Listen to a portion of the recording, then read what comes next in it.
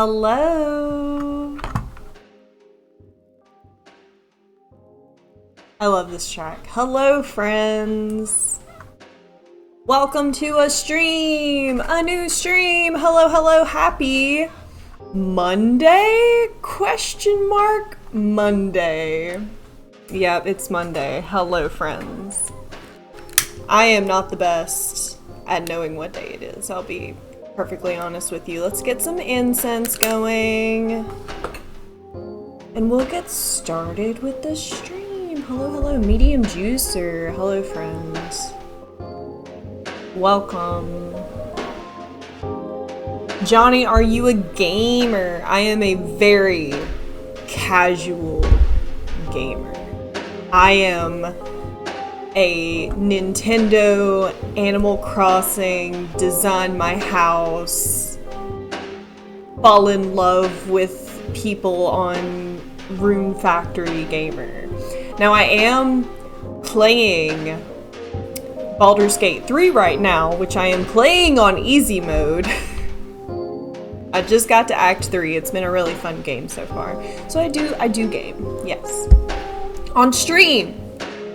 We recently had our first gaming stream, actually.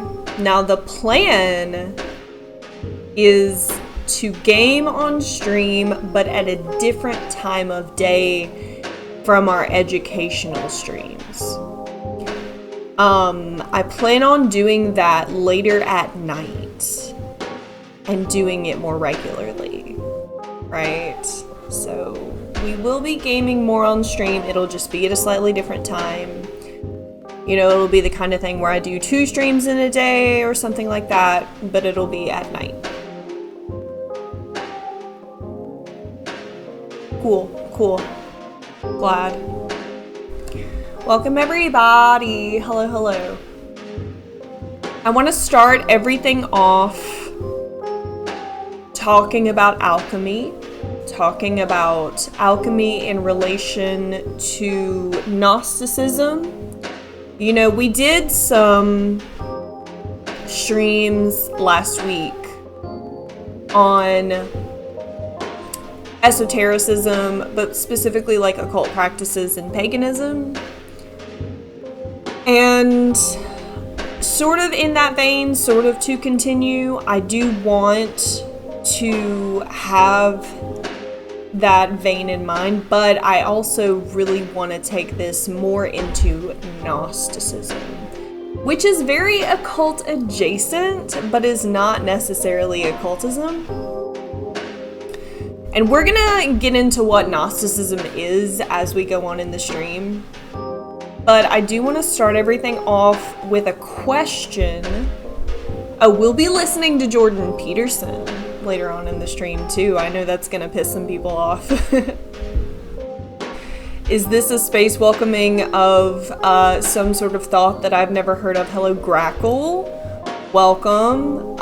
What is that? What is JUCHE?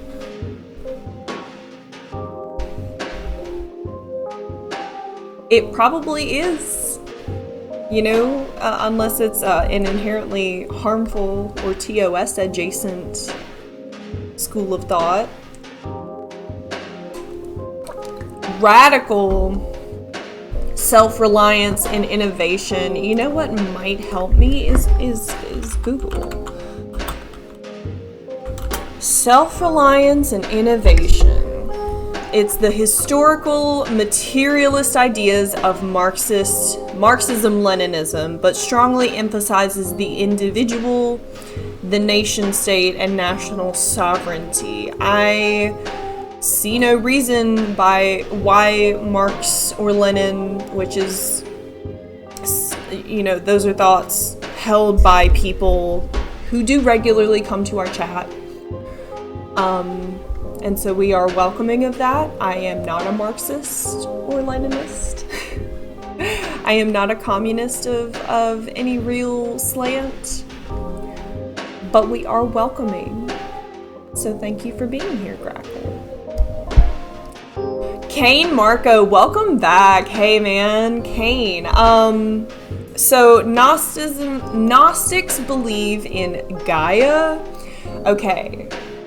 Gnostics have a very complicated, very widely ranging, in my experience, set of ideas on metaphysics and the origins of the world, the origins of the universe. And so we will definitely give a primer as to what Gnosticism is. Okay? If you are not aware, the world has not always run, the Western world has not always run on Christianity, right?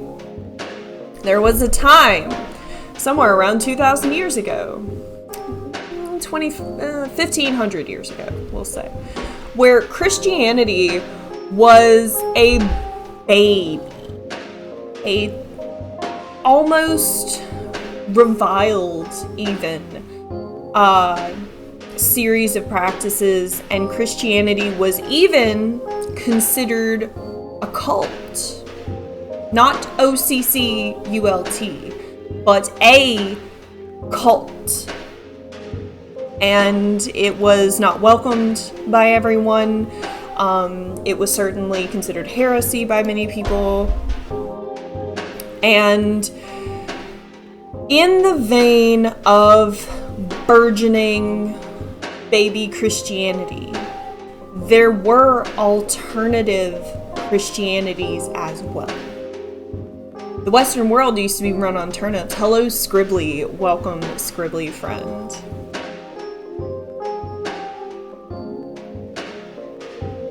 So in this world of baby Christianity, there were more than one cult of Christianity, more than one cult of Jesus, of Christ. And one of them eventually was stamped out, and yes, there are more than one type of Christianity now, absolutely, Kane Marco.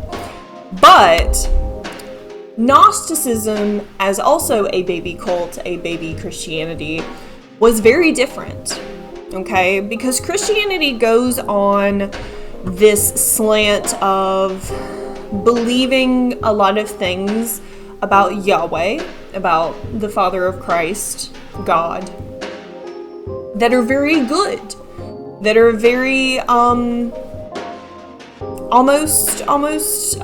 you could say Judaism adjacent. God is good. God is a wonderful thing and created us out of love. Gnosticism was a cult of Christianity that accepted such now heretical books as the Book of Enoch, which of course is a left out book of the Bible. There are several of those, by the way, in case you're not aware. And these sections of Christianity, I do want to say the Church of Ethiopia, I believe, does have modern Christianity, and the Book of Enoch is included in their Christian texts. Gnosticism was a adjacent Christian cult which viewed the demiurge, the god of creation, as evil, as this I would say unholy, but as this inherently bad, angry thing that created us in order to feel more powerful. The God Eater? I have never heard the demiurge in Gnosticism referred to as such. Okay. Nikita44, hi, how are you doing? We're doing quite well, friend. Welcome. So Gnosticism began as this offshoot of Christianity wherein they believed that a fallen portion of the universe Someone in the chat has identified it perhaps as Gaia, a fallen portion of the universe named Sophia, generally. In her loneliness, because she had fallen from the grace of the bigger universe. She, in her loneliness, gave birth to Yahweh, gave birth to what the Gnostics now call the demiurge, in English at least. And the demiurge was, oftentimes, Gnostics will say that the creation of the universe was an abortion. The creation of the physical universe was an abortion, which is wild terminology, just a wild visualization of this thing.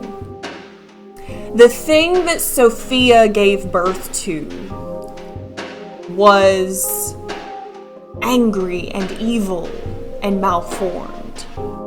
And it created the physical world to feel like a more powerful God.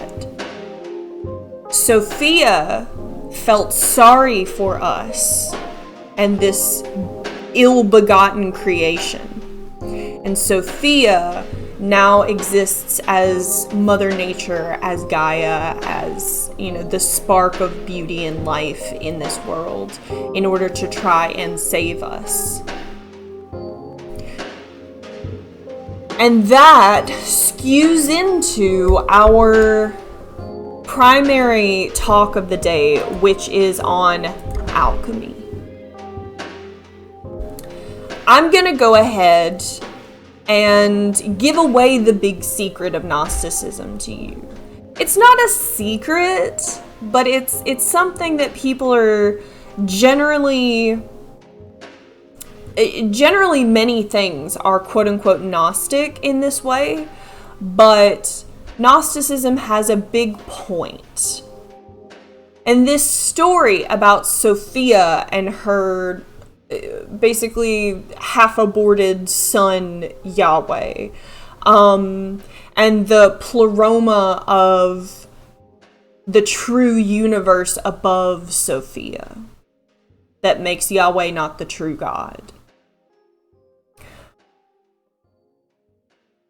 It is meant, similar to alchemy, to represent a rebirth of the soul. If you are following point for point the actual metaphysical, spiritual beliefs within this story of the universe, we are meant as souls to see beyond the opaque picture of Yahweh as this true God. And we are meant to ascend after death in Gnosticism. We are meant to ascend into the truer universe and return to true being. We are meant to ascend past this demiurgic evil god and rejoin the pleroma. That's the main psychological point of Gnosticism. Okay? Whiskey chai. Ooh, spooky. Hinged. Very, very hinged. Right? I mean, when you think about it, there are probably crazier beliefs out there. Right? Like, this is not the most unhinged thing that anyone has ever believed in. And I think when you talk to a lot of Hinged, are we talking about the dating app? LMAO. Hinge is cursed for me. I never met anyone good on Hinge. When you talk to a lot of modern, more scholastically inclined Gnostics, some of them may not even believe in the overall story, one for one, of Sophia falling from the universal totality and having this evil Yahweh son and him creating the world to feel like a more complete God. Like, they may not tell you that they believe that exact origin one-to-one, but what they will tell you, by and large, is that Gnostics use this idea of ascending to the pleroma, ascending past a false god into the truer universe, as a method of the death and rebirth of the psyche, of the soul on earth. What does that mean? And how does it relate to alchemy? I have a question now that we have a few people in chat. I would like to know if anyone would like to give a quick little rundown. What do you think alchemy is? How do you, in a mythological or otherwise alchemical adjacent standpoint, what do you think alchemy is? And I'll read chat while we're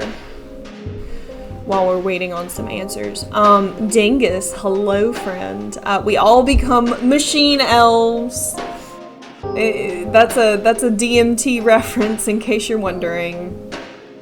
We all become machine elves and are like, hey, here's some undead dingus here. How did they get here? LMAO. Hey, dingus. Thirsty Moose. No, we're not talking about Hinge, the dating app. What's the true beginning? Cain Marco, in that Gnostic creation myth, the true beginning is completely unknown to us because the physical world and the world created by the demiurge Yahweh is not the real world. And so where Sophia came from, she is an element of the true universe. If you want to get really nerdy about it, actually, one of the various myths of Sophia is that she was a piece of the true universe. She was a younger piece of the universe. And she looked to the older, wiser, more complete, shining pieces of the universe, and she fell in love with the Godhead, with what was essentially her father. And she said, I want to join him. I want to profess my love. And so Sophia started traveling up toward the Godhead, but got mixed up. Isn't this silly? Some of this is kind of silly sounding. She started traveling up toward the Godhead and she got mixed up and actually started falling. And she fell out. This is actually, when you describe it, it sounds really silly. She fell out of the main part of the universe and couldn't find her way back. And when Sophia realized she couldn't find her way back, she got so sad that she essentially split into herself as Mother Gaia and the piece that became Yahweh, the evil, nasty, ugly piece that became the god of the physical world. If you want to get really nerdy about it, that is one creation myth section of Gnosticism.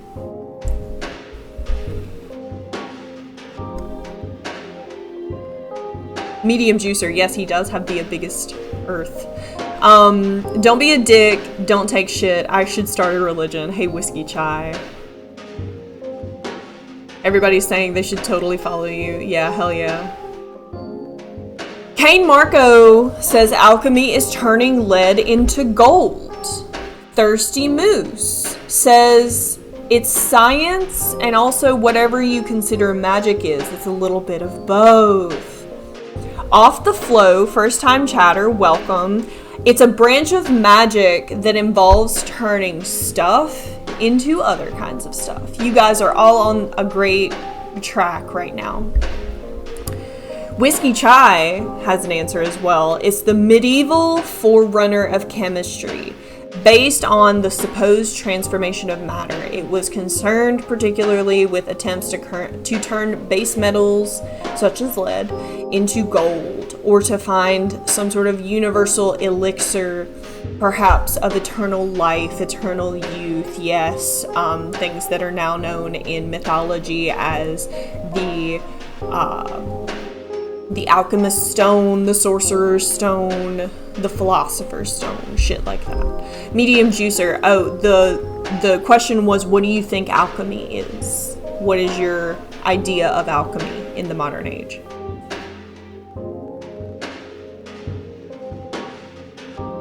Kane Marco, I love thinking about that. I love thinking about the cyclical universe, and that is a possibility. I do agree that that's an excellent way of thinking of it. Dingus, alchemy is turning base level of consciousness into higher awareness, also ascension. All of these answers are great. All of these are really good answers. Thank you so much. Hello, Oleg. Welcome to the stream. Hello, hello. Story time! Yes! Kitty cat story time. Maybe Potato will join us eventually, but he's basking in the sun in the other room. He is in the room just adjacent to mine, also enjoying, I looked directly into it, enjoying the light of the sun coming in through the window. That's what Potato's doing right now. Oleg, I'm doing fine. How are you? Newton was an alchemist, and so was Ben Franklin, points out Kane Marco. Yes. So now that everybody's sort of given their answers, everyone has great answers, and all of the pieces of your answers are pretty similar to, or exact, really, to how people interpret alchemy as a historical thing. And I want to say that you're all correct, but some of you are also incorrect. And this is purely on a historical standpoint, the origins of alchemy, I say that. So, oh, you caught the flu? Oh, I'm sorry, Oleg. That sounds gross. That sounds tough. I mixed stuff together as a kid. I'm somewhat of an alchemist myself. Ooh. It's the thing that leads us to the infinite corridor so we can understand ourselves and heighten the human form. All of you are talking about wonderful things that people like Carl Jung would definitely say about alchemy. Absolutely. Carl Jung was especially concerned with alchemy. He wrote a whole book regarding the similarities of alchemy and its more analogy style meanings with his ideas about dream interpretation and the death and rebirth of the soul. You got into a series on Crunchyroll. Cool. I'm glad.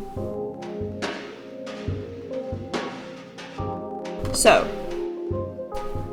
alchemy, from a historical standpoint, allegoric, that's a good one. Thirsty Moose, thank you. LMAO medium. So, alchemy has its origins in ancient Egypt. And in fact, it has particular origins in the Jewish sect of ancient Egypt, because that did exist. There was at least one very ancient Jewish temple in Egypt that we have found evidence of.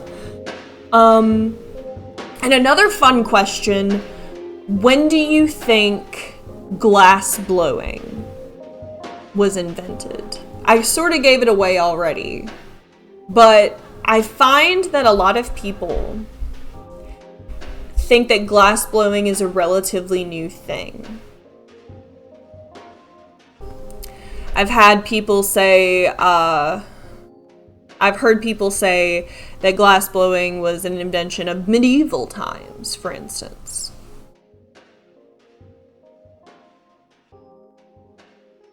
Thirsty Moose is correct, at least ancient Egypt. So in ancient Egypt, we do have evidence of glass blowing. Is glass blowing dangerous? It is, yes, from what I understand. Cain, that's also true. And you know, the Egyptians, I think they had access to sand. I'm pretty sure they had access to sand.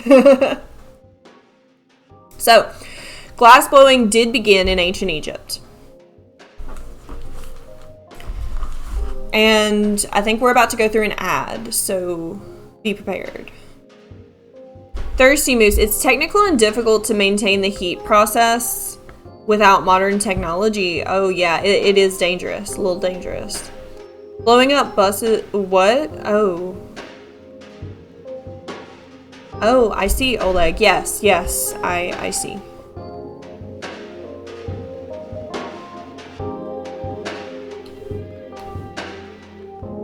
So, that being said, there is, of course,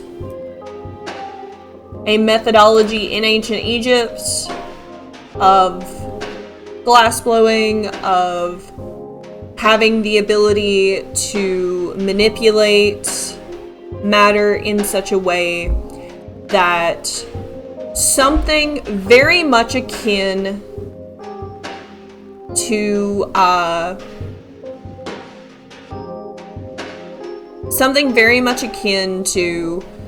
chemistry was possible. Did you know if you inhale while blowing glass, it'll shrivel your lungs? Oh, that's disgusting. That's horrifying. Wikipedia has a narrative on the origins of glass blowing. Really interesting. Scribbly. Ah, I see, Oleg. Yeah, I understand. Yeah, I read that, Oleg. It's called The Ancient Sorcerer's Bride. Yeah, I've been watching The Ancient Magus Bride. It's called Ancient Magus Bride in English.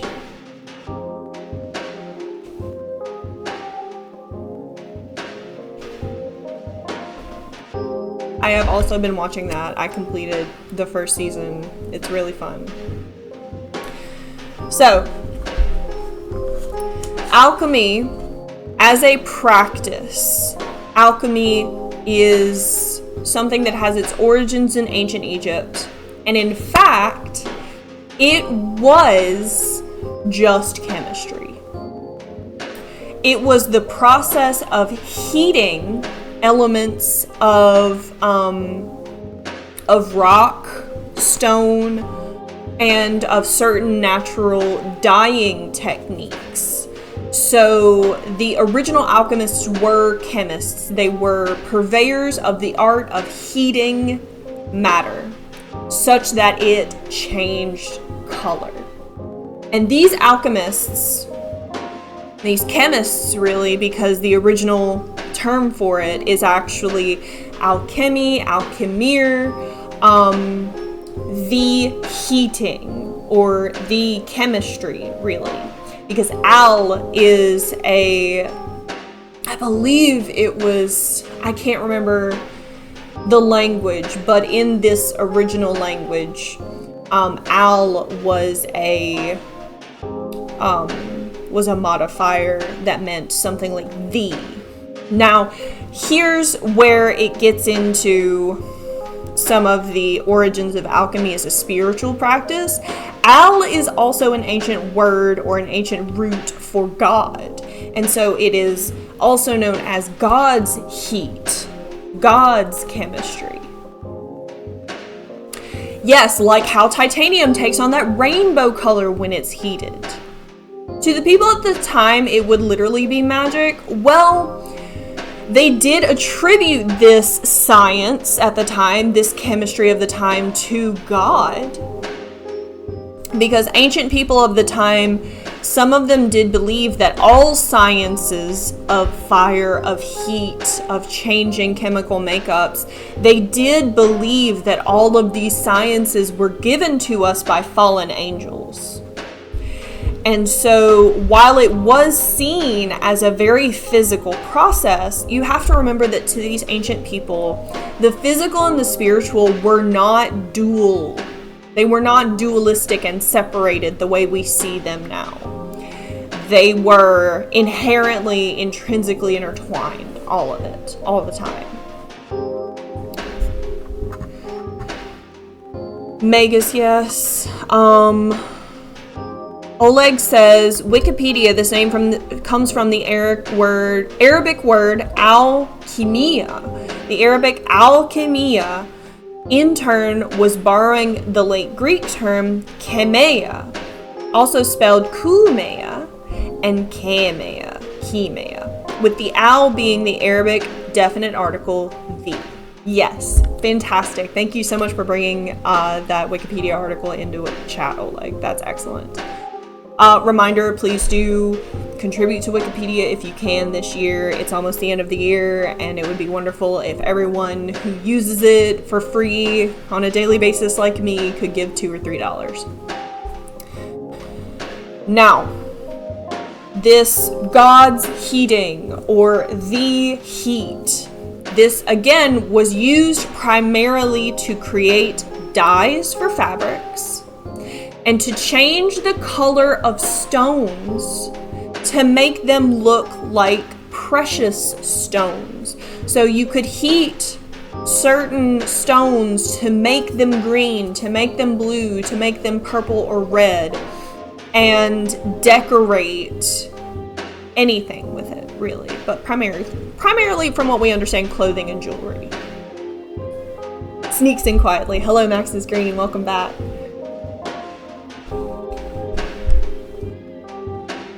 So all that being said, yes, absolutely, people still do that, Thirsty Moose. They do it to make things prettier. They do it to make things look like precious gems and stones that were not precious gems and stones.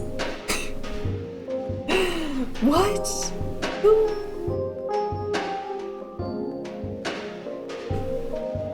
True, Kane.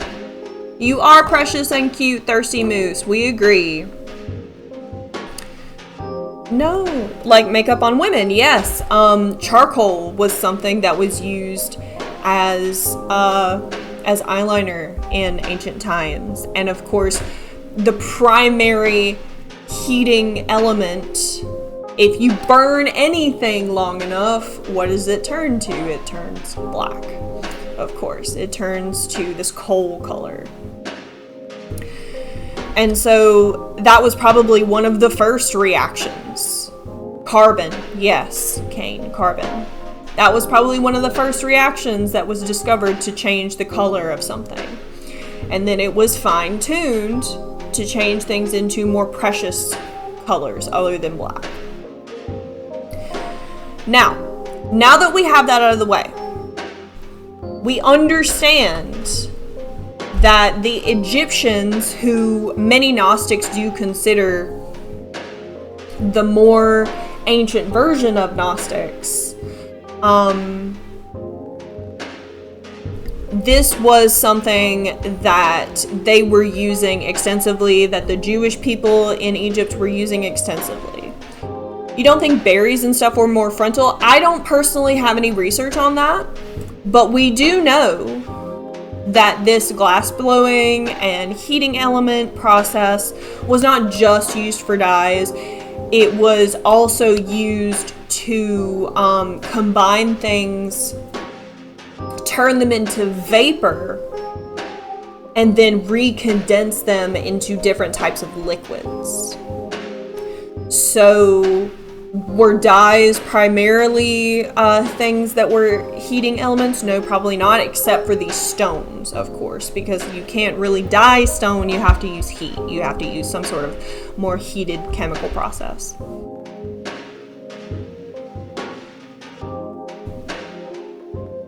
Carbon neutral by 2036. Press X to doubt, friend. Your boy Heavy T. Hello, friend. I know they were doing crazy stuff back then, way before people like to believe. Absolutely. That's the reason that people think that glass blowing didn't exist until the medieval times, right? Oleg has been reading the Kama Sutras. Berries were used to wash people's bodies as some sort of ancient perfume.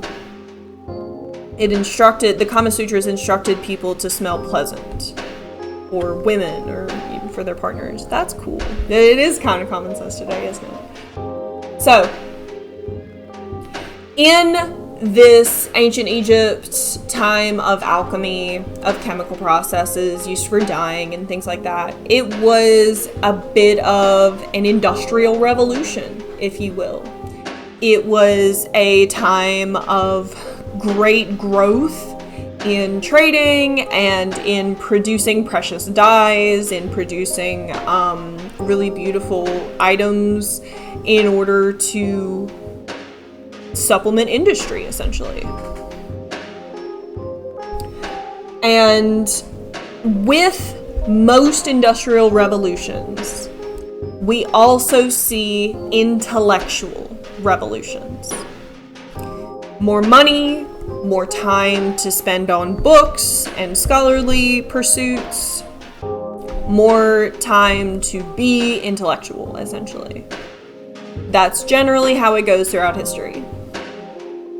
And so, in this time of Industrial Revolution, we are seeing teachings of ancient archetypical people, such as Hermes Trismegistus, who is considered a precursor to Socrates and Plato, who is seen as, in some traditions, a teacher of Abraham.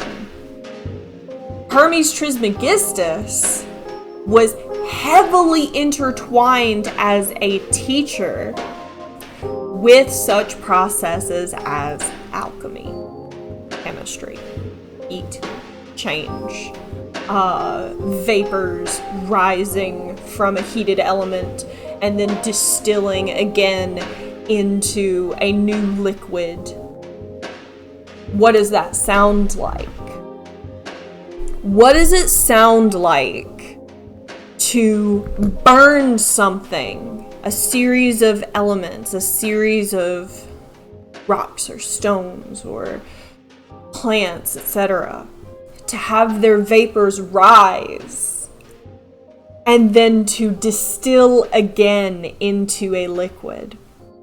It sounds like death and resurrection. And so this is heavily influential to what would become the Gnostics and the Christians. This analogistic, is that the word that was used in chat earlier? I can try and find it again. Allegoric. This allegoric idea of the death, the rise to heaven, and then the eventual resurrection. This was something that was very influential to followings of Hermes Trismegistus, who is, as far as I know, one of the most ancient teachers that people eventually used the way that we now use Plato and Socrates in order to teach people new things. Was Hermes Trismegistus a real person? Or was he a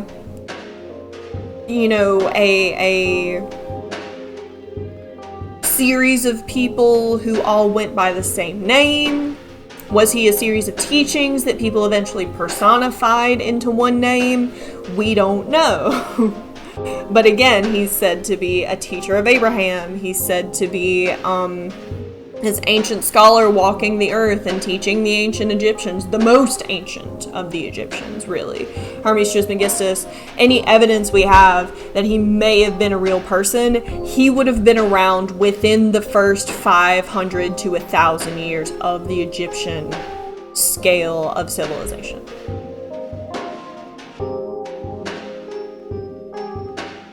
Now, all that being said, again, the Jews and the Egyptians, they were very influenced by this ancient alchemy. They were able to be more scholarly and intellectual because of the industry around them. And they are using allegorically these chemical reactions as a way to describe methods of purifying the soul.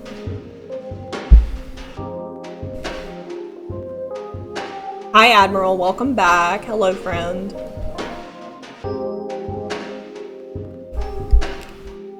And then, of course, after the Egyptians, the Jewish people, eventually some of their practices would produce the Christians, and at the same time the Gnostics, who, again, if you missed it at the beginning of the stream, the Gnostics are a sect of... They are sort of a pre-Christian to parallel Christian cult who saw the resurrection of Christ as an element of purifying the souls via the true mother of God, Sophia. And God is seen through Gnostic eyes as this evil thing who created an imperfect world, an imperfect physical world, because he is imperfect and evil and essentially this aborted fetus, malformed thing. If you've ever seen Gnostic depictions of the demiurge, it's this snake with the head of a lion. It's this evil looking scary thing. Because again, the Gnostics see the god of physicality as not the true god of the universe and as evil. And so the Gnostics were parallel to the Christians, keeping in this tradition of Christ as something that has saved us, but Christ is actually an element of Sophia, this more true nature of the universe, and this, thing that is trying to get us to see past the evil God and the evil of physical worldliness, and to ascend back into the true universe where Sophia came from. That's the Gnostic tradition. Now again, all of this is influenced by Hermes Trismegistus, pre-alchemical chemistry, and the Industrial Revolution of the Jews and the Egyptians. The Jewish glassblowers in Jerusalem were doing this at least a few decades before Christ. And alchemists probably spiritually benefited from seeing... Oh, I'll get to that question in a second. Probably benefited spiritually from seeing these heated chemical reactions again, and the vapors distilling back into distilled liquids. They probably very much benefited from seeing these things as spiritual allegories. Okay, agnostic is a word that comes from the same root, but does not at all mean the same thing. Gnostic is a word that means knowledge. The Gnostics proclaim to have knowledge of the true evil nature of God, and the idea that you need to ascend past him back into the true universe. They have knowledge of this. They have knowledge of this lie of the physical world. And they are a very specific thing. They are not saying that they have knowledge of all things. They are saying that they have knowledge of the need for the death and the rebirth of the soul. Agnostic is a much more general and I would say more modern word. Agnostic literally means without knowledge. Without knowledge is a modern word, agnostic, meaning I have no knowledge of whether or not God exists. And therefore I am neutral on the idea of religion and spirituality and God. That is what agnostic means. And so atheist has the same root, without God. And so atheism is a positive claim. Theism, deism, religious people, spiritual people, people who believe in God, they are also making a positive claim. I am making a positive claim that there is no God. I am making a positive claim that there is a God. And agnosticism sits neutrally outside of those things. I have no knowledge, and therefore I will not speak on whether there is a God. I didn't know that. Happy I asked and learned something new. I'm so glad you did too. Thirsty Moose.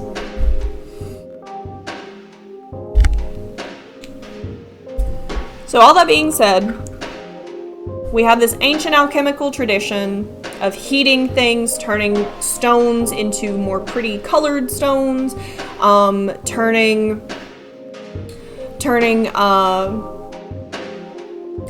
different elements into dyes through heating, which, by the way, somebody mentioned berries as a more primary aspect of dyeing. Whether or not berries or stones or whatever else are used, friend, something that I just thought of is that they would still have to be heated.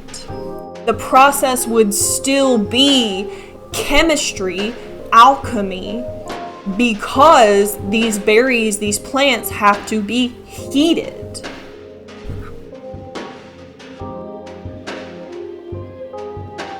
Doc Gobbler, I have heard of agnostic theism, believing in God, in some God, but having no idea what it is or how it operates, I think is what agnostic theism is considered, and I kind of fuck with it as well. Oleg points out that the philosophy of I have no knowledge, therefore I will not speak is not something that a lot of humans operate on, although they should, I think is the implication there. So, all of this is knowledge that would be lost and recovered throughout time. Of course, we went through the Dark Ages and the Middle Ages, and then building up into the Renaissance, and then the 18th and 19th centuries, for instance, alchemy would make a grand return. And it would make different types of returns for different types of people. Some people saw alchemy, yes, as a possible way to turn base metals like lead into precious metals like gold. And people pursued this for quite some time. People saw alchemy as a way to, as well, spiritually ground and resurrect yourself into a higher form of your spiritual self.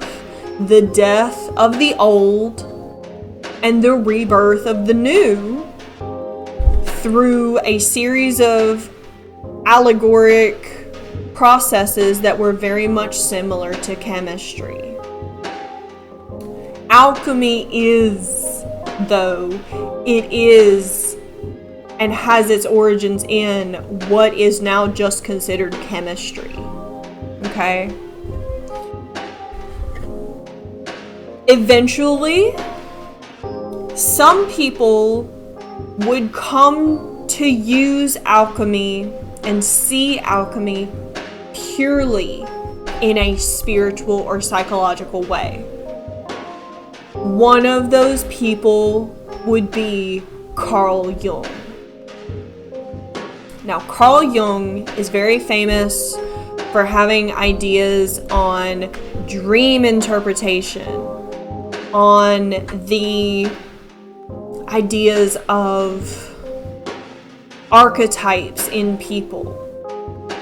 And I'm very specifically going to bring up tarot here because tarot card reading does such a good job of summing up some of these archetypes that are even included in Jung's practice. The archetype of the fool or of the mischievous character, the trickster even. This character with duality of being either very playful or very mischievous. That is a character the trickster that is yes, Loki is another great example. The trickster is something that has come up over and over and over again in different, completely separate areas of religiosity and worship across the world. Yes. Oleg, you got tarot cards and you need to get more into it now that you have them. That would be fun. So archetypes like the hero and the villain, those are super basic archetypes of not only people but of gods that Jung also talked about.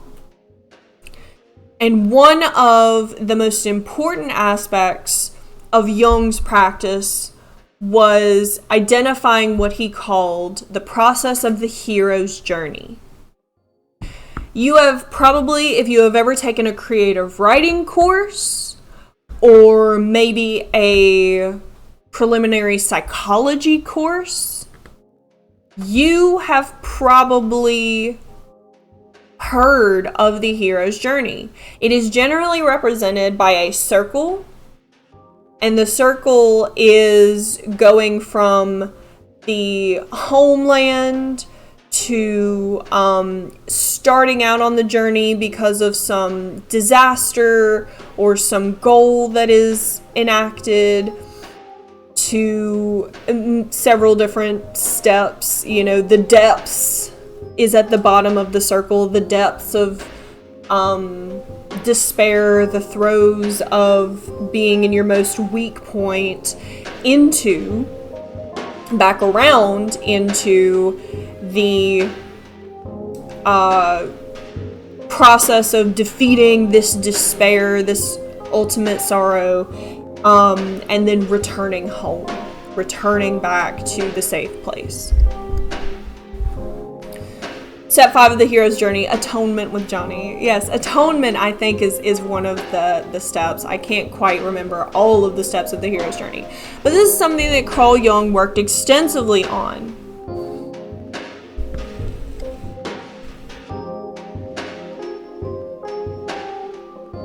Medium Juicer points out that the Fool card is in a normal playing deck. It is called the Joker, yes. Yep, One Punch Man. I wonder if at the end of One Punch Man we'll see a hero's journey, you know, because One Punch Man, as far as I know, is still going on. Doc Gobbler, I heard about the hero's journey in a hip-hop song that sampled Joseph Campbell. That sounds like the kind of hip-hop my partner used to make. My partner used to make, like, esoteric, Gnostic, Alchemy-inspired hip-hop. That's part of the reason I know so much about this kind of thing. So Carl Jung also took elements of alchemy and what would continue to be called Gnosticism. And he sort of distilled it into this element of psychology where alchemy he saw as entirely allegorical, entirely something to be learned from on a subconscious and conscious level. What era was Jung writing in? I want to say the 1800s. I very much want to say the 18 to 1900s. Jung was active. He was born in 1875 and died in 1961, so I wasn't far off. Yes, Oleg was also correct. Yeah, he did do interviews as well, which is super interesting. The Tumblr era? Oh, unfortunately not. Imagine Jung in the Tumblr era. That would be crazy. There was a point where he claimed to have premonitions of World War I. Yes, he was very into dream interpretation, and some of his work, including his work in alchemy, was very much influenced by some elements of Gnosticism and the occult and spiritual practices. Yes.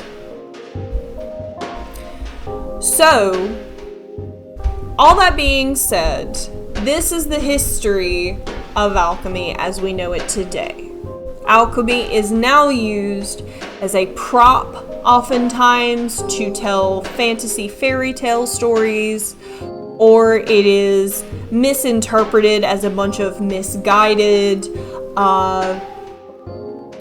really stupid people in the medieval ages trying to turn lead into gold and not being successful.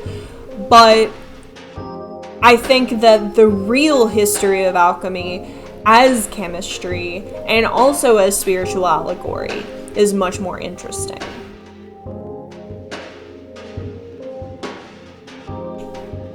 Yeah, medium juicer needs a cape so that they can start the hero's journey. Yes, exactly. Oleg says, hearing Jung talk about his parents, who were born at the tail end of the Middle Ages, which is something super interesting to think about, was very interesting. It made me realize how recent human history is. He passed only about 2 decades before I was born.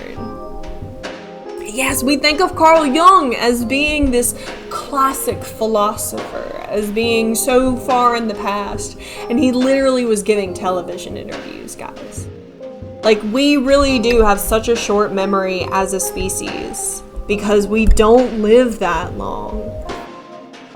And we historicize and turn into ancient things that are actually very recent in the course of human history.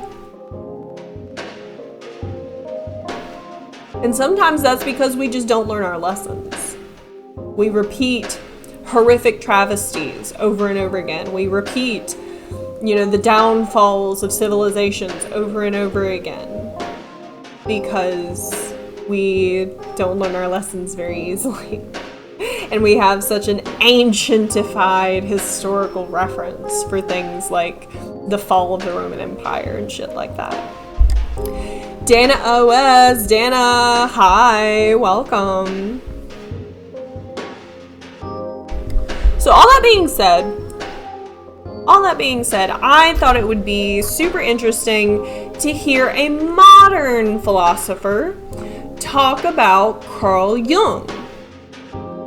Who is that modern philosopher? Why, it's Jordan Peterson. Jordan Peterson is a modern philosopher, and we're going to hear him talk about where Carl Jung was wrong. Apparently, he will mention elements of mythology and alchemy in here. We are lucky. We've got the internet to archive all of our hard-won knowledge, like cat behavior, orange hue. Absolutely. And, if the internet is ever lost, it will be the burning of Alexandria. It will be a repetition of the burning of the Library of Alexandria, truly. In the most literal way possible. I think about the Roman Empire every day, says Dana.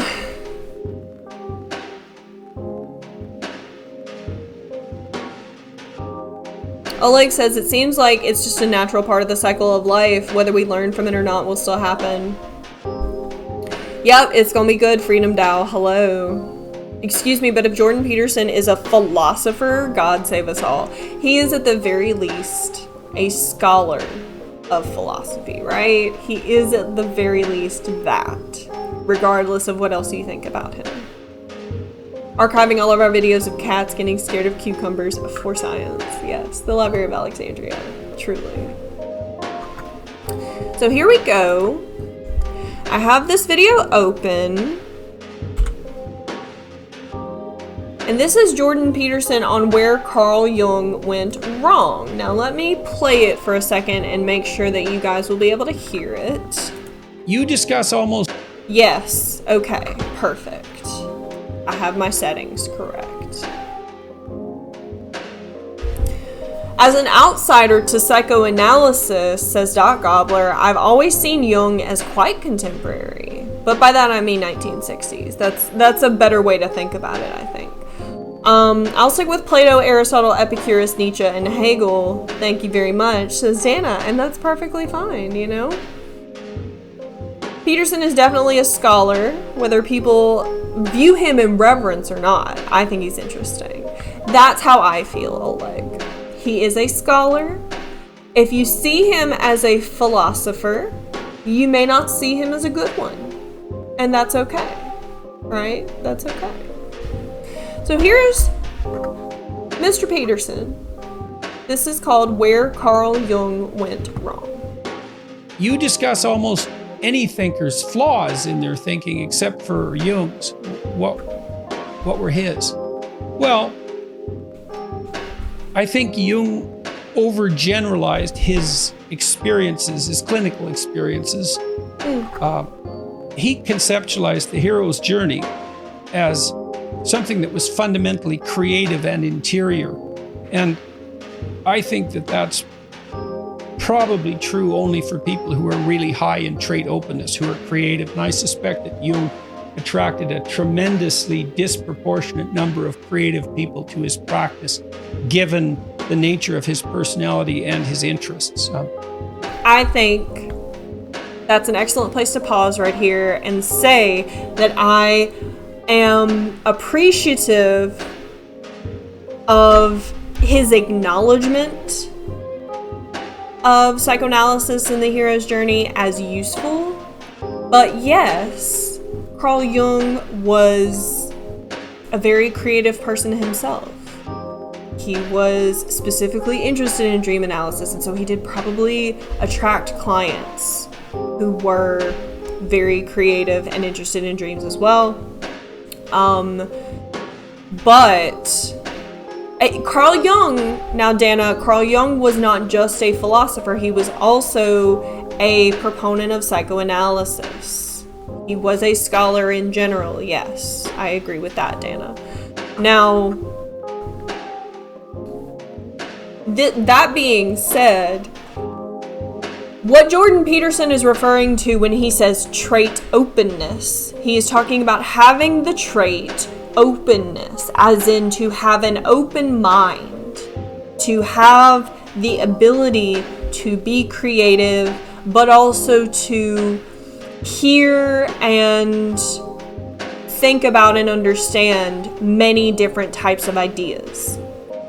So for instance, someone who is not very open-minded, who is not open to new ideas, maybe someone who's especially entrenched in fundamentalist Christianity. You know, we were talking about, someone asked me on the last stream, would you ever debate a flat earther? And my answer was yes, if they would actually debate me, because to debate, to me, is the process of listening to another person's viewpoint and actually internalizing it and comparing it with your own. And many flat earthers, I would say, do lack openness in that they are not interested in actually hearing and understanding the thoughts of other people. Someone who is, I would say, brainwashed to that point is very much entrenched in their views and is not generally interested in comparing and contrasting their views in an honest way. Admiral Love says, I don't know if I would call him a philosopher at all. He was a psychologist, and he actually thought his views had an empirical basis through dream analysis and other forms of testing like free association tests. I would say that there have been philosophers that have thought themselves and their viewpoints empirical. Although, I do understand where you're coming from. I think he was primarily a psychologist. Now, people use Jung and the hero's journey and lots of his archetypes that he identified as a basis for their own philosophies. But I agree, he was probably primarily a psychologist. Globus the Elder is attending. Hello, Globus. Welcome back. Welcome. Or welcome for the first time, rather. It's so good to see you. I hopped into your stream the other day. It was quite fun.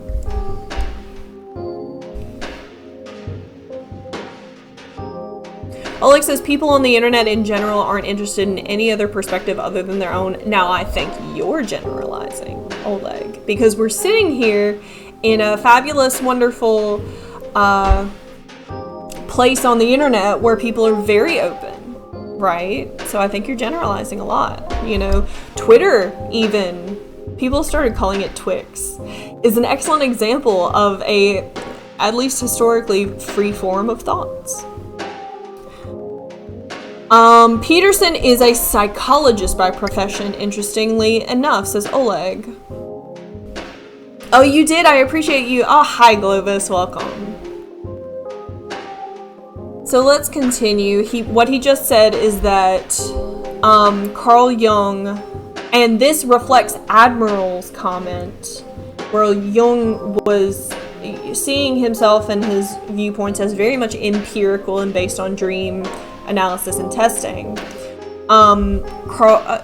Mr. Peterson, rather, Jordan Peterson has just said that Carl Jung saw too many of things like the hero's journey as empirical and as fundamental to the creative process of the human mind, because Jordan Peterson is identifying that many people are not very open-minded and are not very creative. I found in my own practice that when I had creative people, they were very inclined towards the discussion of literary themes. They framed their life in literary terms. They were prolific dreamers, very interested in dream analysis.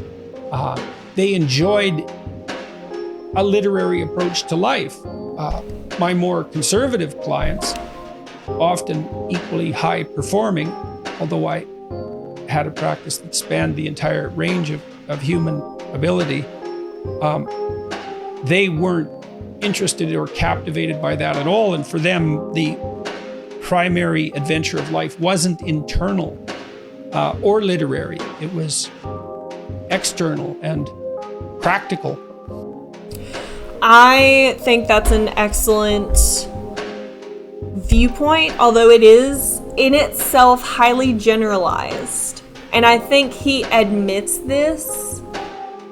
The idea that the more creative person is interested in analyzing their life in a very literary way, and the more conservative person is interested in practicality, in external elements of life. And then, of course, the idea that the more creative person is more internal and sees the primary aspects of life as internal. I don't know exactly how he's identifying creative versus conservative. That's an interesting dichotomy right there. The creative, the literary, the internalized journey versus the, in his words, conservative,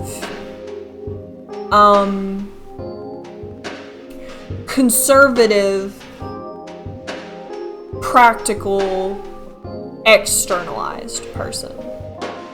And Oleg says maybe artists and working class people. I don't know that working class is a good way to describe conservative versus creative. Again, it's a little unclear. And it's not the creative part of the dichotomy, it's the conservative part of the dichotomy that I'm seeing as ill-defined here. But perhaps he means religious. In America, you would generally identify a conservative person as Christian or religious, unless you're specifically talking about economic conservative.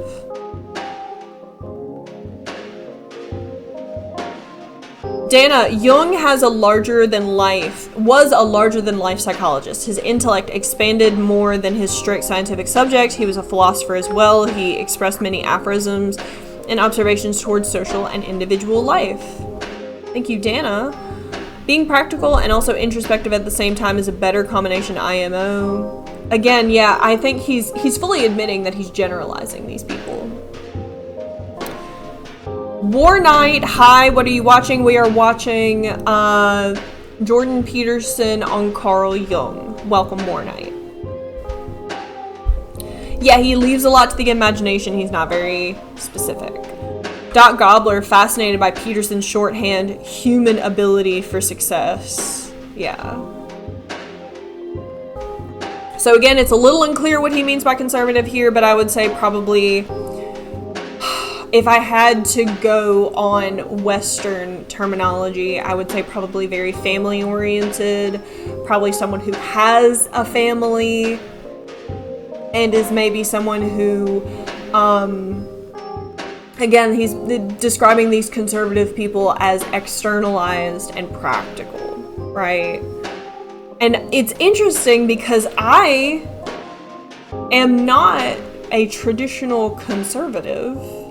I have some quote-unquote conservative leaning viewpoints from the American perspective, such as gun rights, things like that, but I am also a spiritual person, but I am also creative and internal, but I am also not very interested in literary comparisons to my life. I'm not a very fiction-oriented person, and I oftentimes very much shy away from comparing my life to any sort of literary work or literary analysis. So I'm looking at myself and I'm like, I don't think I fall into either of those camps, but I've also never been analyzed by Mr. Jordan Peterson, right? Dingus, is it that conservative is about keeping the status quo while creative is looking outside and adhering to current trends? That may be it, Dingus. That may be it. Absolutely frivolous. Hello, friend. Are you worried that you could become more conservative when you become a parent? I am not going to become a physical parent, but I would not be concerned about my views changing as a person.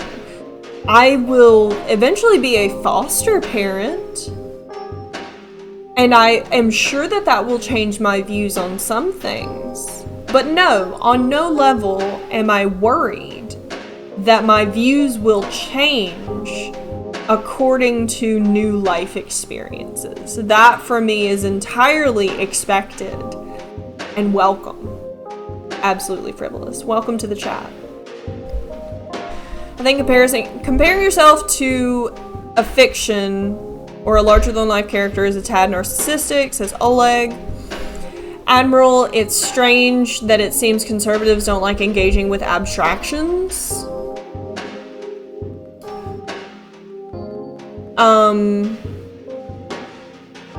According to this theory, yet they are far more likely to believe in God. Well, God is something that has very concrete, in the essence of Christianity, God provides an explanation for the universe that is very concrete. It provides morals that are very concrete in a way that you don't have to think about as hard, and you don't have to internalize very, very much, especially in that dualistic heaven's up there, we're down here kind of way. You know what I'm saying? Dana OS, genuine progress presupposes conservation. Without tradition, you don't have the foundation upon which you can build progress. Vice versa, conservatism and conservation have no meaning of existence without the urge or the end goal of progression. You need to keep Aristotle's balance in everything. I love that, Dana. I completely agree, actually.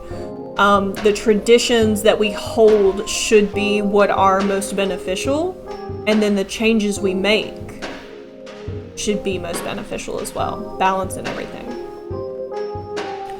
Yes, I agree on that, Oleg, on the fictional characters having exaggerated personality traits. Absolutely frivolous. Oh, that's not a question that I am afraid to answer, but absolutely frivolous. I will tell you, it's not very nice to ask people about their medical conditions. It can hurt people's feelings.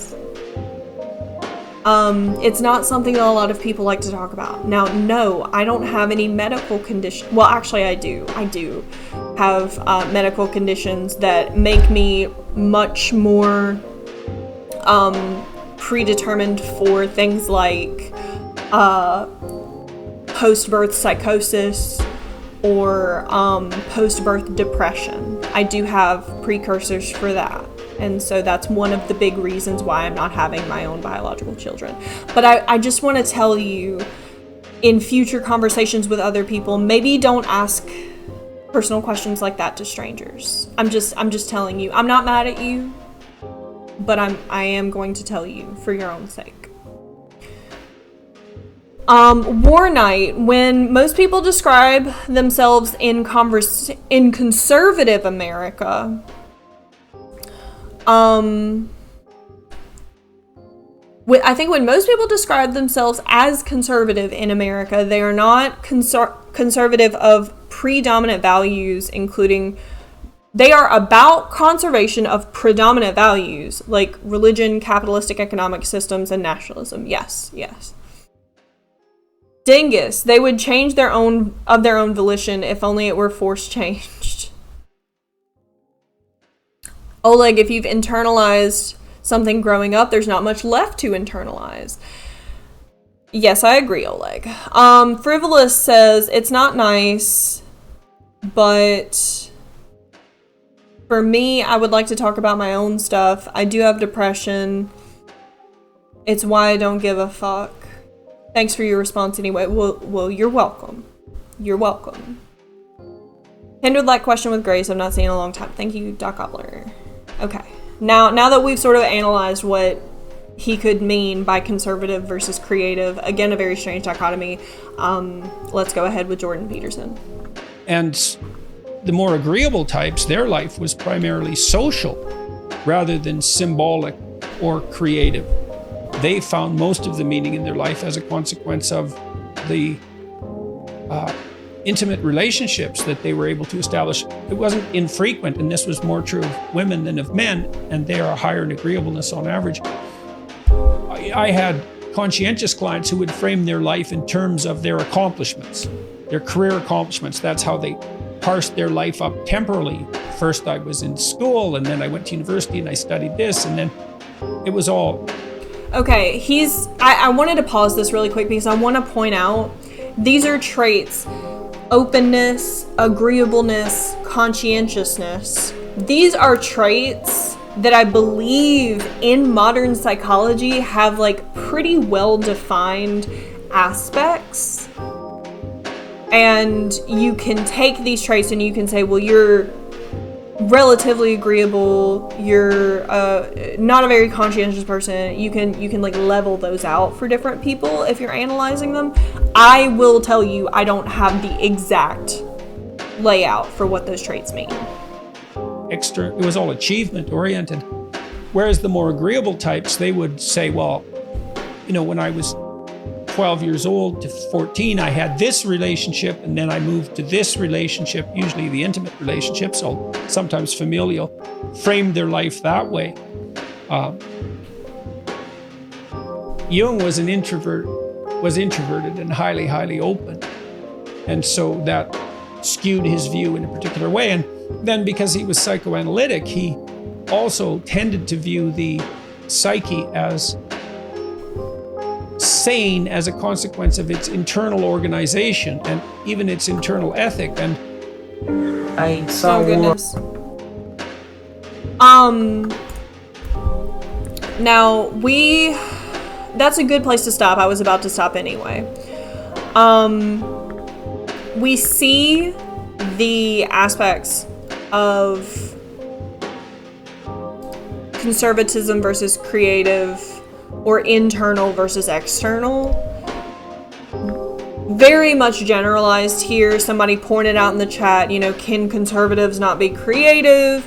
And obviously he is heavily generalizing based on his own practice and generalizing people into large groups based on his own practice, which he has admitted has been spanned through many different types of people.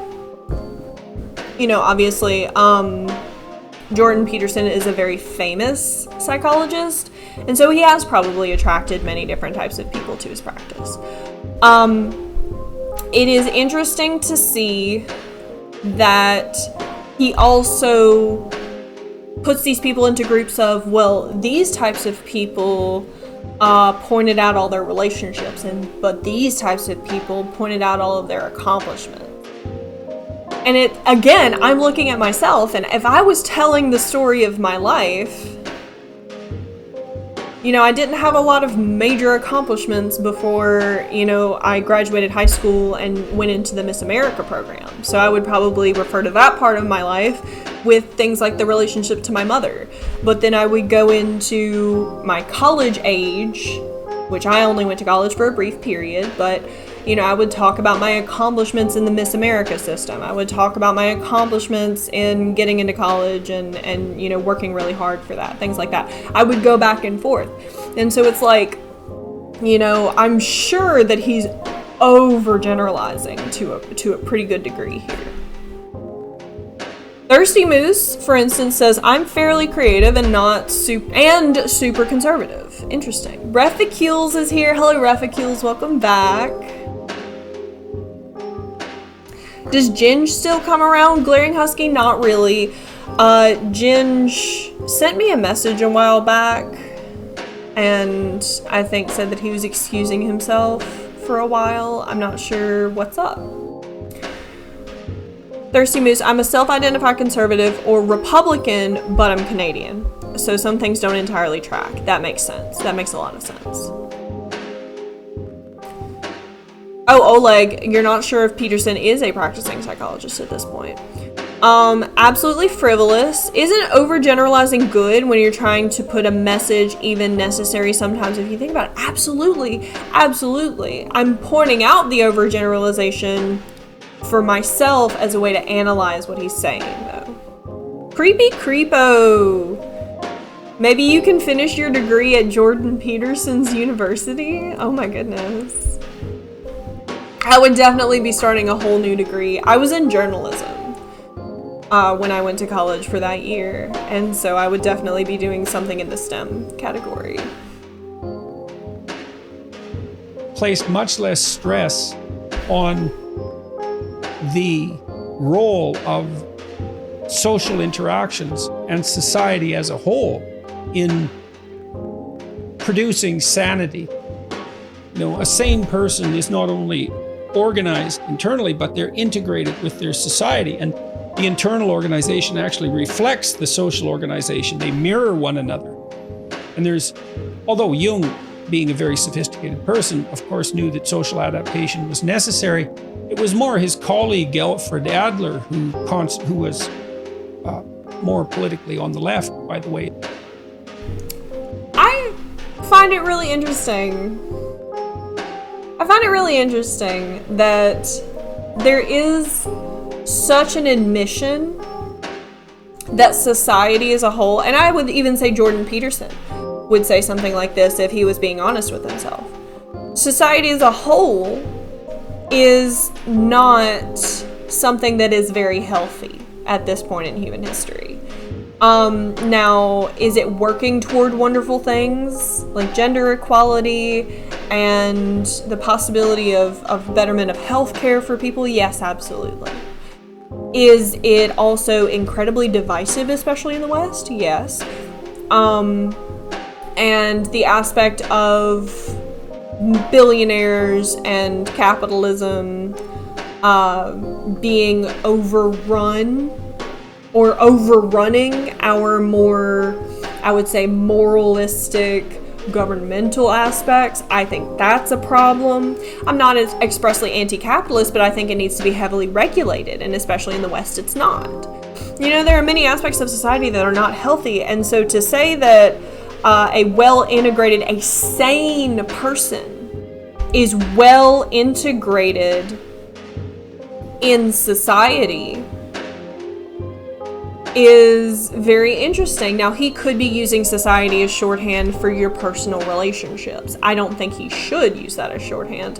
But I would say that, every person who is sane and who is well integrated in their personal relationships doesn't necessarily do well in overall society, as in being successful at their job, or especially well integrated into capitalism as a whole, or agreeing with the government, things like that. I just wonder, because he's being so brief, what he means by well integrated in society. Again, I would be considered a person who is not sane if I was to tell you that I don't have perfect relationships with my family, although I've worked very hard to improve them, and that I don't do well in traditional jobs because I have a lot of physical limitations, such as my joint problems and my excessive sleep. Now, these are physical limitations that make me ill-suited for labor jobs. Does that mean I'm not sane because I'm not well integrated into society? I find it very interesting. And maybe I am sane because I'm well integrated into a society here on Twitch. Would that make me sane? It seems interesting. And of course, on an overall level, I am not trying to be overly pedantic here. I want to say, of course, if you are entirely antisocial, and if a person is always rageful at society or incredibly shut off, of course they would be considered maybe not sane, but they would be considered something else. They would have some sort of asocial disorder or something like that. It's just a lot of words being thrown around, like sane and well integrated in society. Like, psychopaths famously do very well in corporate structures. Would Jordan Peterson consider a psychopath to be sane because they're well integrated into that social order of society? Or is that something that Jordan Peterson would say, oh, well, that's an outlier. I'm not talking about the outliers. Well, but they famously do very well, and they do jobs in a way that are much higher performing on average than the rest of society. So why are you excluding them? It's always interesting to hear Mr. Peterson talk about sanity in society, isn't it? Sanity is subjective, says Absolutely Frivolous. I wonder about that. Mythos is here. Hello, friend. Let's see. I am a mechanic. I work with my hands, but I love listening and having a better understanding of the world around me, says Thirsty Moose. I think that insanity is only a bad thing if it's disruptive in your life, says Oleg. Dingus, maybe Peterson is drawing too much of a link between functionality and sanity. That's exactly what I was trying to get at. Thank you, Dingus. Functionality, in many cases, does not equal sanity. Under that aspect, it's considered very tiring and overly stressful for an autistic person to mask such that they can exist in a corporate job or a service job. That's what many autistic people have to do. But the functionality in society of that autistic person goes up massively when they mask.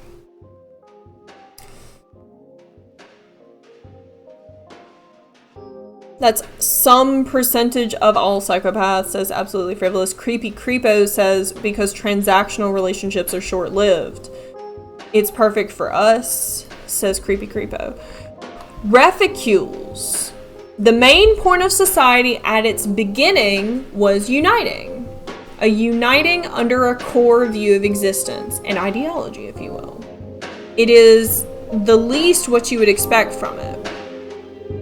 Let alone expecting most parties within it working for a common goal on the regular. I see today's Western societies as less of societies and more as a big mixed pot. Well, think about somebody who works at McDonald's versus someone who works at Burger King. They're in a society. They may live at the same apartment complex. The Burger King may be right down the street from McDonald's, but in your, I think, very apt view of what a society has traditionally been, they are inherently working against each other. They are inherently working for two structures that are directly competing against one another. And I've personally never thought of that as an aspect of aggression or competition in society, but that heavy emphasis on competition I think is very important here if you're going to analyze it like that. Reficules, yet I would still subscribe to an old form of more traditional picture of society, feeling it's more benefiting to our core psychology and physiology, leaning that we are more capable of dealing with the negatives of them, unlike the melting pot, which we were never built for. Michael Hassler's here. Hi, Michael. Creepy Creepo, I just mainly show up for my wood sole boots to click on the wood floor. Yes, exactly. Competition is a thing. Thirsty Moose doesn't believe it's a bad thing. Well, it is a thing that is in opposition to what we were describing as a streamlined ideology in traditional societies. That was the point. Whether you think it's a bad thing or not, no, but that doesn't really matter because we were analyzing it in opposition essentially to streamlined ideological societies that don't inherently make people compete. At least not with themselves within the society, perhaps with other societies. Oleg, I think the heavy emphasis on competition is very characteristic of American culture. Yes, and Oleg, though you've been here before, but I will remind other people, I primarily analyze things and have to based on the West and based on America. Please remember that. Thank you, Reficules. Nice. Let me see. Let me go ahead and play Mr. Peterson again. As well, who concentrated more on the interpersonal aspects of life and the role of socialization in the maintenance of, and the maintenance of intimate relationships, say, in relationship to sanity. That's not stressed much in Jung. If you immerse yourself in the Jungian world, you'd end up convinced that we were all creative religious mystics, and that was our essential destiny if we were going to realize the highest reaches of our being. There's some truth in that, but there's also truth in the proposition that you can find your pathway as an agreeable person in your relationships or as a conscientious person in your duty. He's identifying mysticism and internal work as something that is not directly related to interpersonal relationship work. He's essentially saying, in Jung's view, all of our ultimate happiest selves would be religious mystics, and you can also be happy though as a family person who gets their validation from external duties. I see those, however, as inherently intertwined. I am going to pause really quick because my partner just handed me something. What is this? Oh, thank you. Yay, coffee. Thank you. I was like, what? But no, what do you have to do, though, in order to have an external duty that is fulfilling for you and other people? You have to internally work on yourself. You have to understand yourself. Yes, meow. Potato's awake because Dawn just got home.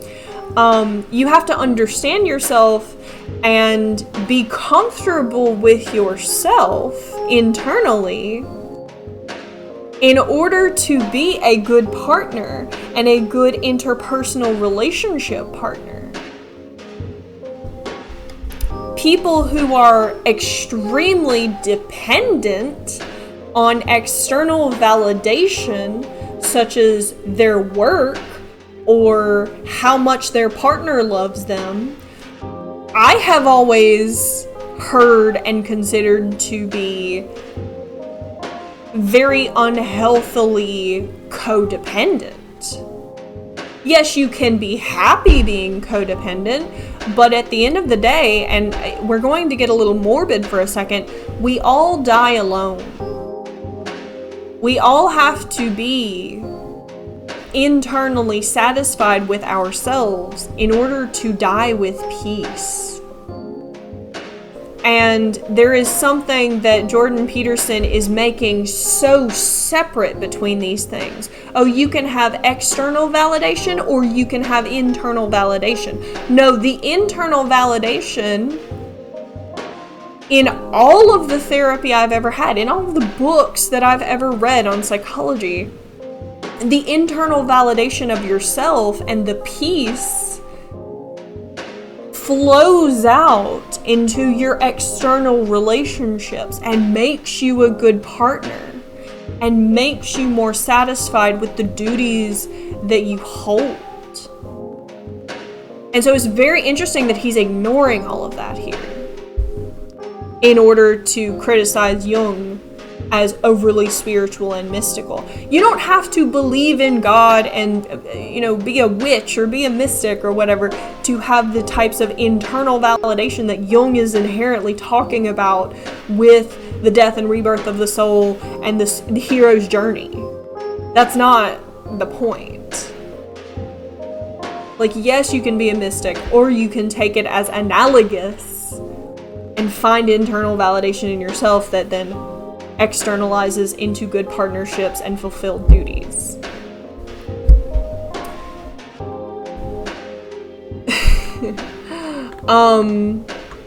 To you in the honorable chat, hello. Salman, welcome Salman, good to see you. God is the best companion. I would personally agree with that. But I do see God as something that is very much intrinsic to ourselves as people. I see all people as masks of God. You, to me, are a tiny piece of God wearing a mask of your physical body. That's just how I see it. You pronounce the T. Michael Hassler, facts. Yes, meow, cardboard golem. Oleg, I believe that the distinction between alone and together disappears when you die. And either way, absolutely. Oleg, the Indian Sikh mystic Guru Nanak, was both a family man with a job who was very much a part of society as well as a mystic. That's an excellent point. A Jungian might argue that all that still has to be nested in something transcendent at the outer reaches of personality, and I suppose that's possible, but that's what I would say with regards to the limitations of Jung's thinking. It's also the case that although he identified at least one of the major personality traits, extroversion, although the modern version of it is somewhat distant from his original conceptualization, he didn't notice that one of the major personality traits was neuroticism, the tendency to feel negative emotion. He never formalized that idea in his thinking. And it's a great oversight in some sense, because the capacity to experience negative emotion, when that's exaggerated, that seems to be the core feature of everything that we regard as psychopathology, psychiatric and psychological illness. This is interesting. I have no problem with this. I am not disagreeing with Mr. Peterson, but I have never heard neuroticism as specifically attributed to the capacity to feel negative emotion. That's very interesting. In fact, I've heard a couple of people who admittedly were not psychologists, obviously, and we're not using this inexact terminology for psychology. I have heard several people say, yes, I'm a neurotic person, but I use it as a superpower. Like, I use it as a way to think very deeply and worry, quote unquote, about the correct things so that my life is more functional.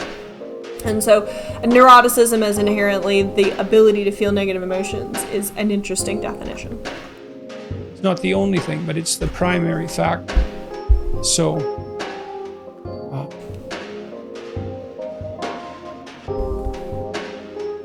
Hi, I'm Sam Jordan, Director of Humanity. I don't care, Sam. Thank you, though. Or I do care, but not right now. We're doing other things. Whatever you're talking about, whatever you're selling, we can't do it right now.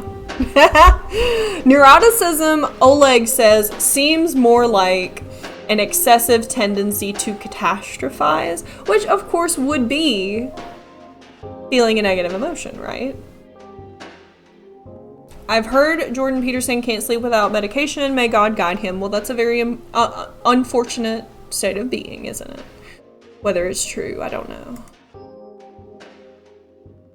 what is the best way to avoid falling back into nihilistic behaviors and thinking? Well, a large part of that, I would say, is habit, the maintenance, the development, maintenance of good practices, habits. If you find yourself dissolute, which I expect him, we're going to play it very shortly, but I expect him to say that that's an external thing, habits and functionality and external duty. I expect him to say that, but habit is something that comes internally when you turn on that part of your brain that allows you to have habits and then do it physically every day. That's a very internal process. Neurotic, if your thought tends in the nihilistic direction and you tend to fall apart, organizing your life across multiple dimensions is a good antidote. It's not exactly thinking. Do you have an intimate relationship? If not, well, probably you could use one. Habit is something you do on purpose. It's absolutely thinking. I am not trying to sound like I disagree with everything Jordan Peterson says. I am really trying. I am just trying to question this and explain where I have questions. Do you have contact with close family members, siblings, or children, or parents, or people who are even more distantly thank you for the related? follow-up from If the not, family. you probably need that. Do you see your friends a couple of times a week and do something social with them?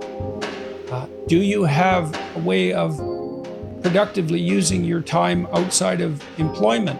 Are you employed? Do you have a good job, or at least a job that is practically sufficient and that enables you to work with people who you like working with, even if the job itself is mundane or repetitive or difficult? Sometimes the relationships that you establish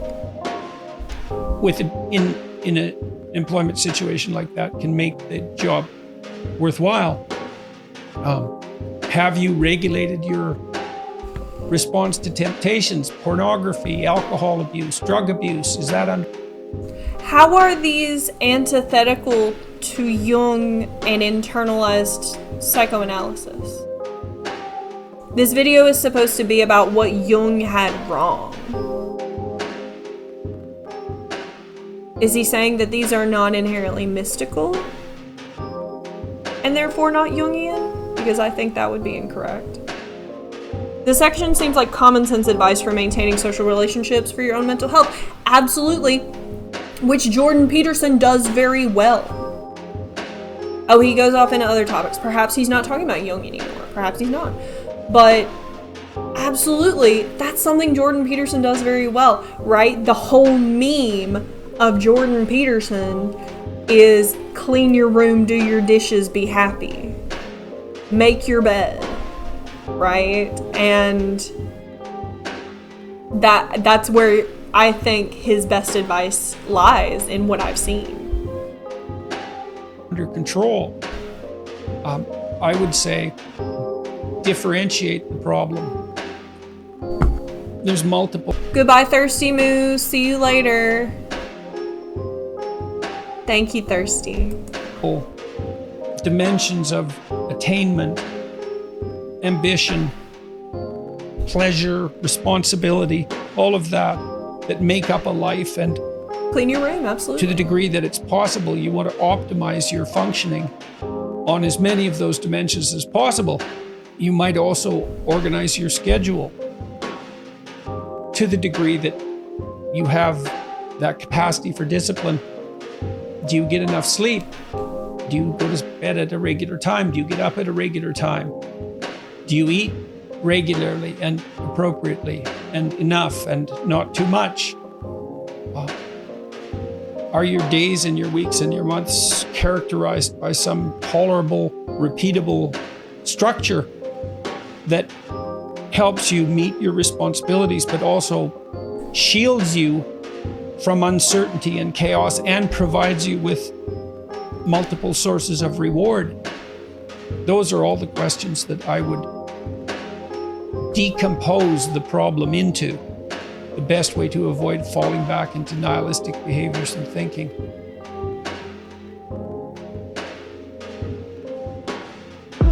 Transgender. Oh. Oh.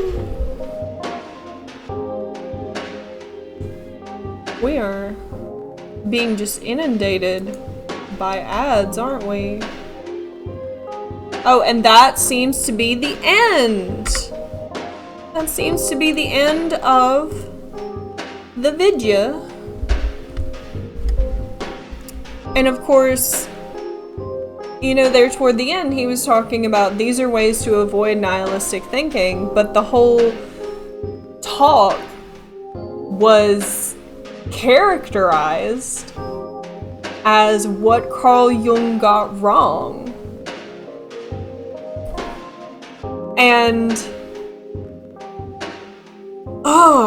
it just, he named all sorts of things that were very beneficial to many people through Jung, and then said, but you also have to have discipline and habits. Those are very internal aspects that you have to internalize and then do outwardly, right? That's very pragmatic. All right, you guys. I am happy with that analysis. Over the course of this stream, we've gone over the history of alchemy. We've gone over the history of sort of the depth of analogy in the historical chemical processes of heating things, letting them turn to vapor, distilling them, you know, how that affected the Christian and Gnostic ideas of the rebirth of the soul. We then went into how that was used by Carl Jung, and then a sort of aspect of how Carl Jung might have not been a total external pragmatic psychologist in the way that, of course, Jordan Peterson is. I think that was an excellent set of talks that we just had, and I believe that we are going to go ahead and head out for the day. We accomplished pretty much everything I wanted to accomplish here today. And I highly encourage you to support the stream in any way that you can.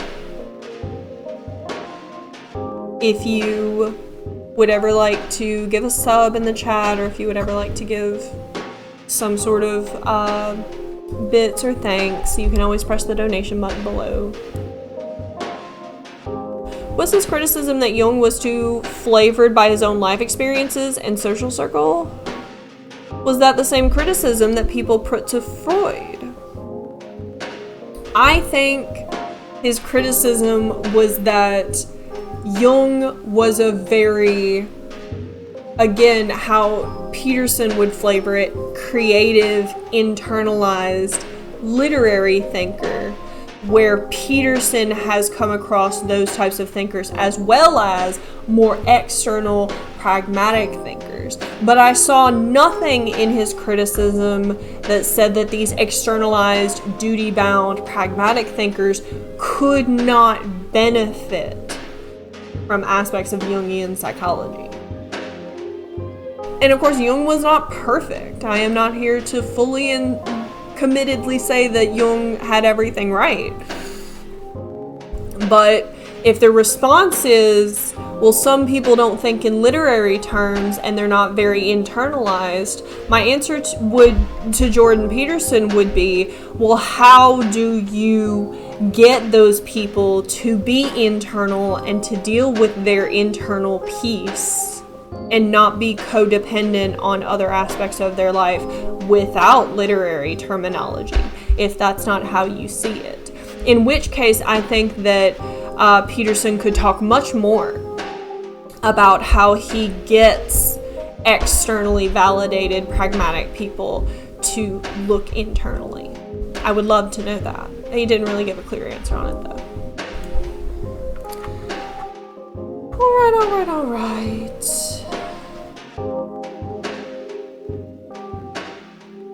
Thank you so much for being here, you guys. It was an excellent stream. I think I'm going to put this one up on the YouTube, so please do go to my socials and follow the YouTube. This will be up on YouTube very shortly. Thanks for the streams. Great job as always. Thank you. Bill, oh, I'm sorry you're late. Hello, we're just heading out. And bye, I guess. Yes, we'll be live at the same time tomorrow. We'll be live around 2:30 Eastern tomorrow. Bye, Salman. Thank you so much. You take care as well. Thank you, Oleg, for being here. Thank you, Bill, Dingus, Michael, motherfucking Mythos, Thirsty Moose. So many people came through today. Cardboard Golem, Reficules. Thank you all so much for being here. And I'll see you later. Bye.